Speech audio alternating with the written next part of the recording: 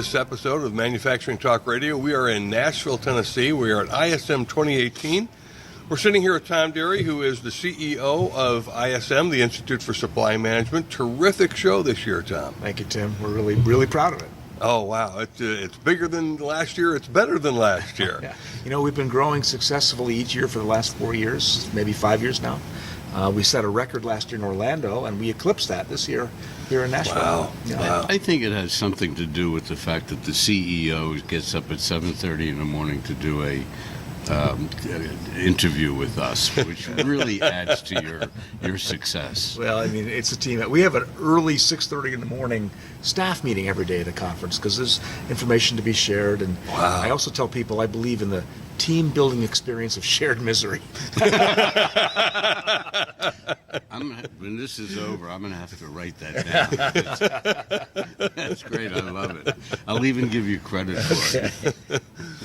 Well, obviously a terrific venue, and you have got, I don't know how many sessions going on here. Do you have any idea how many sessions It's you have? over 100. I think it's up to 120.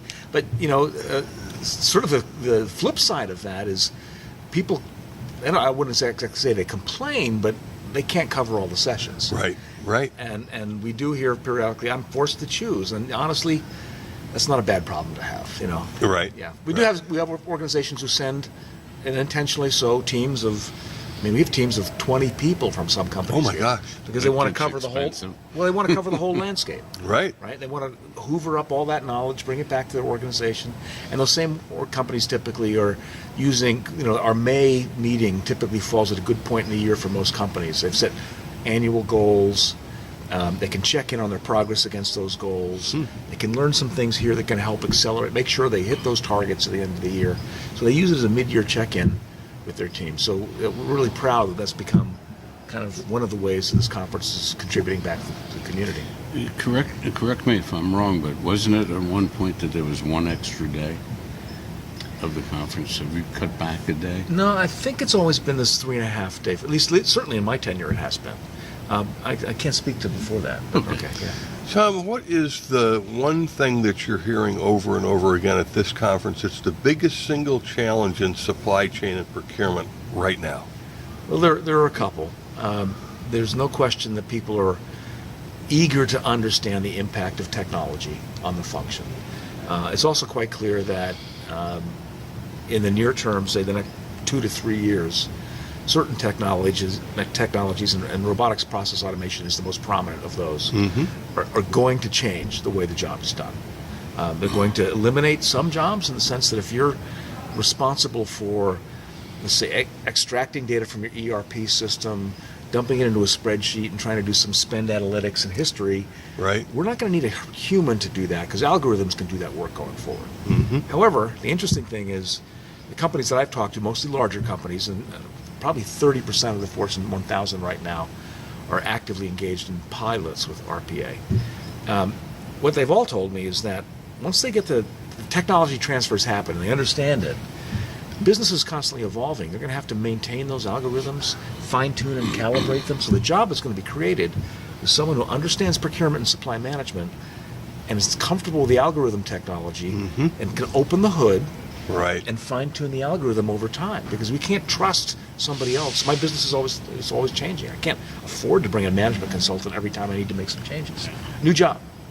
Interesting. We just had this conversation, right, Lou? Yesterday we had the same conversation. Our service provider for our home-brewed software that we've been using for 14 years, we met them here, and they want to talk about change. Well, you know, why change? It's been working. Well, it doesn't always work, and so they want to get rid of the old technology and add new technology where we can do our own changes to our system. Well, that means we have to have someone who knows how to do that. Right. So, yeah, and I may not pay you $100,000 this year, but I'm going to be still paying the same $100,000 for somebody in-house to do it. I'm sure there's a value to have somebody in-house, however. Yeah, I think to so. do that. I think so. Well, it's interesting because Jagger, who's one of your exhibitors here, Yeah. announced a new product here at this show. and that is completely intended to replace Excel spreadsheets on CapEx projects. Yeah, yeah. It's a beautiful piece of software, but it's exactly what you're talking about. And that does not surprise me at all. And frankly, I'm delighted that people are using the conference Yes. as a platform for product introductions. I mean, it's probably the most efficient way for people to reach the very broad audience. Right. Right. I'm delighted that Jagger is recognizing that and using this as an opportunity. And the folks at Thomas are talking about new product ideas. Right. Folks. So would not surprise me to see that become increasingly common in the future. Tony Uphoff, he was supposed to be a 15-minute interview, turned out to be a half hour, and his handler had to drag him away because he was on a roll. That's an occupational hazard for CEOs. Yeah, right. Tom, you also have some terrific training programs that you have harvested and refined and reformatted and announced. The mastery model, which was absolutely brilliant when we saw that announced a couple of years ago. Right. How are those going? Those are terrific programs. We're really, really happy with the uptake. We actually have Mastery Model 2.0 coming out at the conference because it's been 3 years. So it's time for us to, the competency mix changes and evolves. Right. And it's time for us to go back. Everything we do at ISM is from the practitioner for the practitioner. So we're not sitting around in an ivory tower at ISM thinking these things up. We're engaged with conversations with people who do this job, and they tell us, and then we just kind of disseminate and broker that knowledge back to the community. So that's happening. We've seen growth we do customized on-site seminars for companies tailored to their industry, their unique circumstances. Right. We do public seminars, that's growing. We do more and more online courses. If you're a larger company and you've got employees in 4 or 5 global locations, then that's a great solution for you. The only way you can really interact with and train people in a cost-effective way is through technology. So ISM's got a solution for that. So we feel very good. At the end of the day, our mission at ISM is to advance the practice of supply management. That's a verbatim statement of our mission. Okay. And the way we do that is by helping individuals achieve success and advance in their careers, and then helping organizations move to a higher level of performance through the individuals who work in the organizations. Right. So we're about learning and professional development at ISM. That's what we really do. Well, it's interesting because Lou and I had the opportunity to introduce the megawatt winner of the 30 under 30, and they're always very impressive. But this gal, Charlotte, was just over the top. You have successfully found a method of identifying top supply chain people under 30 and really highlighting their voices and what they do. I want to congratulate you on that and let you explain a bit of that, because that's a terrific program. It's a great program. It's in its 4th year, right? So this was the 4th class of people we've identified. And this is the 2nd year we've opened it up to entries from outside the United States. We literally receive hundreds of entries from around the world. It's become quite prestigious. You're nominated by your boss, typically. It's saying that this is a young person who's done something that's really above and beyond ordinary experience for someone of his or her typical tenure and experience. Right. And some of these people are driving multi-million-dollar values for their companies. We were stunned. As far as I'm concerned, she's the mega of your last 4 years.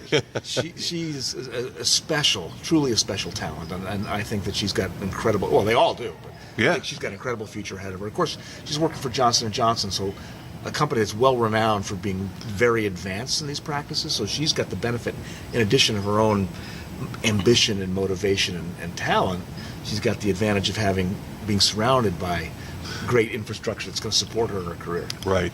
Well, one of the things that we experienced when we sat down with your 30 under 30 group each year is that they help dispel the millennial myth that's kind of a worthless population segment. I'm sure that when I was 20-something, I was considered pretty worthless worker as well, but they really show off the millennials and what they've got going for them. I think there is a little bit of a mythology around that, no question about it.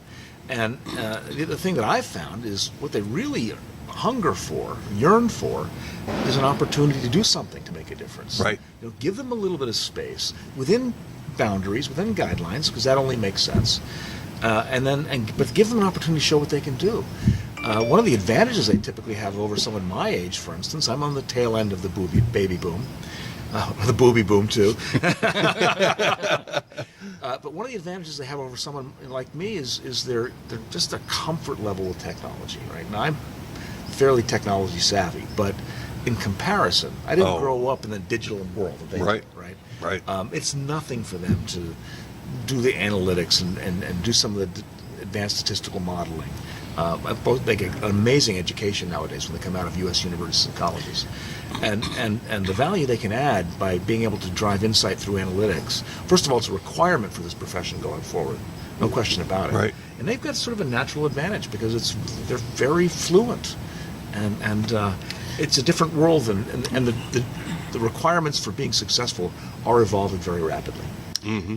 My wife and I went out to dinner a couple weeks ago, and there was a family, husband, wife, and a pair of twins, maybe 2.5 years old, and each one had their own iPhone and clicking away. And I couldn't help but I got up and I said, how old are they? And he told me. And how long have they been working the iPhone? Well, this one started at just over a year. Amazing. It's amazing, and they know what they're doing. Yeah. No one teaches them. Right. They just play and push buttons and find the way to learn how to do that. Those people, when they become people, are going to be the new special people that are going to be filling the holes in our industries and businesses and such. I think that's a really good point. And I want to just add one additional thought. We've been concerned for the last few years, certainly in the supply management field, but I think more broadly in corporate America generally, because we had this big baby boom generation, and then we had a relative birth dearth that followed it, right, before the next generation, the so-called millennials, came along. And a concern that I heard expressed frequently was, we don't really have a population in the workforce that's ready to step into those leadership roles as the baby boomers age out. Right. My new take on that is technology is rapidly advancing, and advancing so quickly that in effect the smaller generation in the workforce is going to be adequately tooled up and equipped to manage what they had to manage, and we won't need quite as many workers as we had to have in an age when we were frankly more manual in the labor work. The story to your point about robotics, for example. Now, the United States is not a leader in that world. I think we're number 7 in the world. But I heard the story why Japan is number 1. And it actually goes back to the Second World War, where they lost many people in the war. And today you have less people coming into the workforce, and they have a very rapidly aging population. They had to go to robotics and become number 1. Otherwise, that whole country is just going to fall apart in a very short period of time. Their manufacturing base, It was a strategic imperative. Yeah. Well, it's interesting that you made that point, Tom, because I've heard from GE, I've heard from GM, I've heard from a lot of the Fortune 1000 companies, something called time compression. And I think GM's comment was, we expect to see the same amount of change in the next 5 years that we saw in the last 50 years.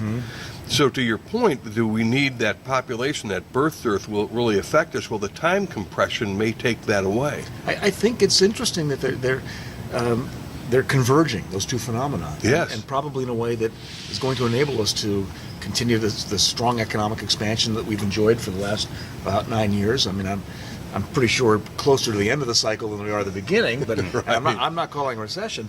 But beyond whatever might happen in the near term or even the medium term, the longer term prospects are very strong, I think, because of that. Well, I think the one statistic that bears all this out is the fact that not too many decades ago we had 48 million people in manufacturing, and we now have 12. And we now have more production than we did when we had the 48 million.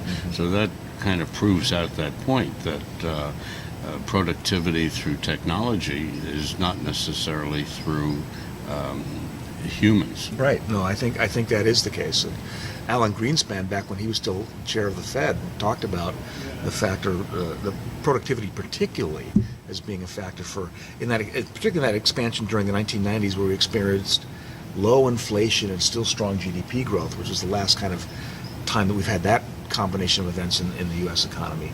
It was all about the enhancements in productivity. Some of that productivity growth, we sort of seems old school today. It might have included widespread adoption of ERP systems. Frankly, just using email as the killer app on the internet back then, right? We're well beyond that stage of productivity enhancement, but that's what explains. I mean, at the end of the day, GDP growth is predicated on a couple of basic points. Either you're growing the population, and historically and classically that was the source of it, and maybe less so now, and interesting for some of the top economies in the world, Japan, the United States, and others that are going through rapidly aging populations. China as well. And then productivity enhancement is the other source. And productivity through technology, I think, is going to be key to our economic futures, no question. Normally I would ask a guest, Tom, what do you think the next 5 years look like? Yeah. But with time compression, I can almost ask, what's the next year look like? 5 months or something. Yeah, right. What about ISM over the next year? What are you guys up to? I got a couple of days off after the conference. Get working on that. Yeah. I think that in the next year, like I mentioned RPA, robotics process automation already. I think we'll see a lot of proving of pilot cases in big companies and the rapid adoption. And I think then in year 2, you're going to move to the mid-market. Because it's not a complicated technology. You don't have to worry about interfaces with your existing technology systems. You can just layer it on top. It's not a complex integration, a technology integration. It's relatively easy to do. So that's definitely going to happen. We've seen this revolution in the procure-to-pay packages that are available. You mentioned Jaeger, and there's Zycus, and there's Coupa, and SAP Ariba, and there's a lot of people who do this really, really well. But that's revolutionized the process. We've done some analysis at ISM that looks at the impact of technology on the function. And we basically see 4 core technologies. We see the P2P, particularly the software as a service solution providers as being elemental, and then RPA. And the next 2 that I think are going to have medium-term impact in 3 to 5 years. Machine learning, which is the near frontier of artificial intelligence, a little easier to implement. And then, of course, the Internet of Things, the sensor, the connected devices, the connected world that we'll be in. And we've identified 37 discrete tasks in a typical core supply management process, so the source to settle, process map. Of those 37 tasks, we only see 7 that will survive. Oh my gosh! Wow. After those 4 technologies are fully implemented. Now, they happen to be the ones that are most strategic and drive the most value. You're never going to be able to do supplier relationship management in an automated way. Right. That requires people to sit down, discuss issues, agree on the facts, resolve or identify opportunities, right, and define the future together. Always going to be the case. But where's the most value derived in managing your supplier ecosystem? It's in those kinds of conversations. Right. On the front end of the process, it's going to be requirements analysis and stakeholder analysis. Cannot automate that, right? Right. You have to have people. So it turns out that all of those critical tasks that, at least this is our view, that align the function with the strategy of the business, what the future looks like and where we're headed, require business acumen, require the so-called soft skills around strategy and vision and leadership and influencing, communication, being able to tell a story, right, getting people to get on board with that program. And those are going to be the critical skills that we pivot towards, definitely in the next 3 to 5 year period, and over the longer term even more so. Does ISM have a white paper on that? I've got a little deck I'd be happy to share with anybody, yeah. Oh, I think it'd be fascinating. I think that some of the problems and concerns are not so much from the higher echelon employment person, but the coal miners. Yeah. That lower educational level individual, they're the ones that are really panicking about, well, what about me? And I understand that completely, and I don't mean to make light of that at all. Not at all. Right. I think that there are some promising changes that will create opportunities. We've talked about, or I've heard people talk about, software coding as sort of the new blue-collar work. And I've also heard an expression, we used to talk about work in terms of white-collar and blue-collar. I've heard the term new collar, right? And I've kind of like that because it's not confine ourselves to an historical paradigm. Let's think about things differently. So I think coding is going to be. I think the algorithmic training. I think people who are in school today, whether it's middle school or high school, become more facile and comfortable with statistics and mathematics. That's where the future's headed. And this is going to sound a little glib, but historically it's been the case. There's a famous economist named Thomas Malthus in the 1700s, English economist, who predicted that based on world population growth at that time, we were clearly never going to be able to feed all the people on the planet, and he predicted impending doom, right? Right. Well, obviously that did not pan out. And so let's not lose sight of the fact that humans are enormously creative. We can anticipate these issues, and we have deployed our creativity and our resources to solve problems like this. And I don't see any reason why that would not be the case going into the future. Maybe we can interview him and ask him how he thinks things turned out. If you can do that, I'd be really impressed. We had the author of The New Collar on our show about a week or two ago. Oh, I didn't know. Yeah, it's really quite fascinating about her view of the concepts that are coming out of not so much of a division between white and blue, but there's a blend. Yeah. And it was very good conversation. If anyone wants to hear it, you can go to MFG Talk Radio and tune into that. By the way, before I forget, you have a new show next year, Houston. Right. Why don't you tell our audience where it is? I already tried to sign up, but they say you're media. So. Jeez, we want more media. I don't see why we would say that. I may have to talk to you. It's the George R. Brown Convention Center, which is brand new in downtown Houston.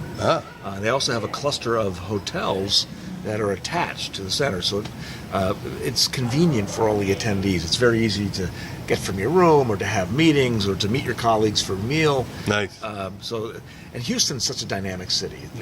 It's got this great multicultural environment, fantastic cuisine available. It's because it's a port city, so connected to oil and gas, and so many corporates are headquartered there. It's actually a sort of very important city in our world in supply management. And they have large crab legs too. Yeah, they do have that, and tall beers. So what's the date of that? I think it's April 7 to 10 of 2019. I'm pretty sure that's correct. Okay. Thank you.